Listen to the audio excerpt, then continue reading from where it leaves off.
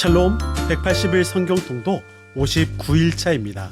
오늘 우리가 함께 읽을 말씀은 열왕기상 1장부터 6장까지의 말씀입니다. 하나님께 합한 자였고 가장 위대했던 왕 다윗도 이제 떠날 때가 되었습니다.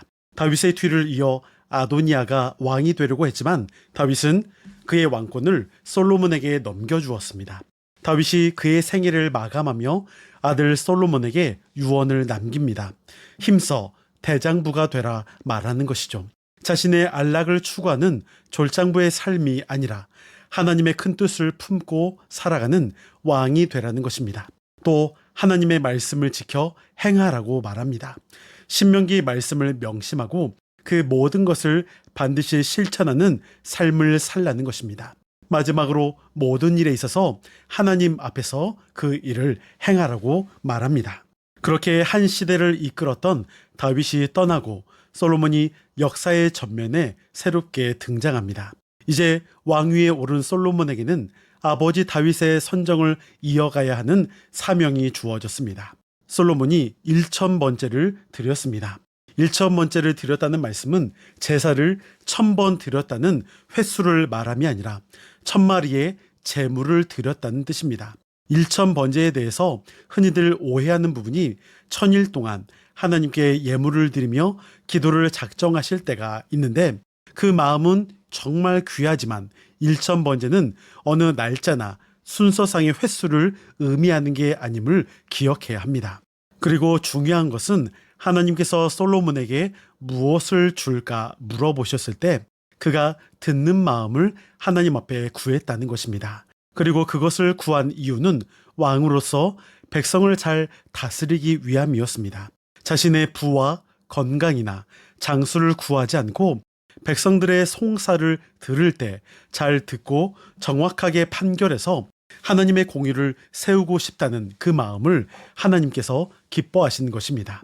저도 더 많이 듣기 위해 수고해야겠습니다. 먼저 신앙적인 부분으로 하나님께 구하는 게 먼저가 아니라 하나님의 말씀을 듣거나 사람들의 소리를 듣는 것이 먼저여야 함을 고백하겠습니다. 물론 이 듣는다는 말이 사람들의 요구를 다 들어주겠다, 사람들의 눈치를 보겠다는 말은 절대로 아닙니다. 신앙적으로 어떤 코치를 해주는 게 먼저가 아니라 성도님들의 고민, 걱정, 아픔을 먼저 더욱 듣기에 힘쓰는 목회자가 되길 힘쓰겠다는 것이죠. 우리 신림제일교회의 직분자들, 목자들, 교사들도 마찬가지로 내 목소리를 먼저 내세우는 사람들이 아니라 하나님의 말씀과 주변의 소리를 먼저 듣는 성도들이 되면 좋겠습니다.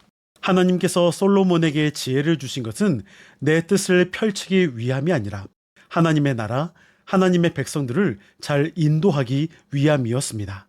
그렇다면 우리에게 주어진 지혜도 하나님의 나라를 위해 사용되어지면 좋겠습니다.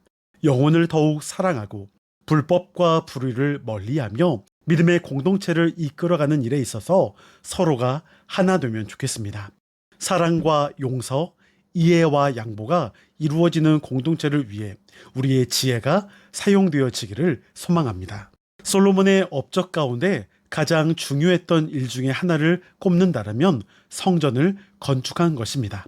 다윗은 하나님이 거하실 집을 자신의 때에 지키를 원했지만 하나님은 다윗의 때가 아닌 솔로몬의 때를 택하셨습니다.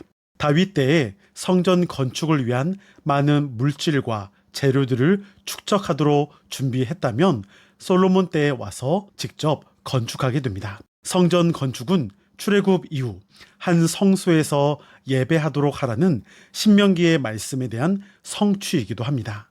절기 때마다 성전을 찾을 백성들에게 공식적인 신앙 훈련이 이루어지게 됩니다. 바알과 아세라와 같은 가나안의 종교를 배척하고 오직 여호와 하나님의 언약을 신실하게 믿고 나아갈 성전 신앙이 드디어 갖춰지게 된 것입니다. 물론 성전은 하나님이 거하실 임재의 장소임은 분명합니다. 그렇지만 하나님께서는 성전에만 계신 것이 아니라 온 우주 가운데 계심을 우리가 기억해야 할 것입니다. 바로 그것이 성전의 한계성도 지녔다는 사실입니다. 그럼에도 성전 신앙을 통해 하나님의 집을 짓고자 했던 그 마음을 기억하면 좋겠습니다. 이제 내용을 기억하면서 열왕기상 1장부터 6장까지의 말씀을 들으시겠습니다. 여러분, 오늘도 승리하시고 평안하세요.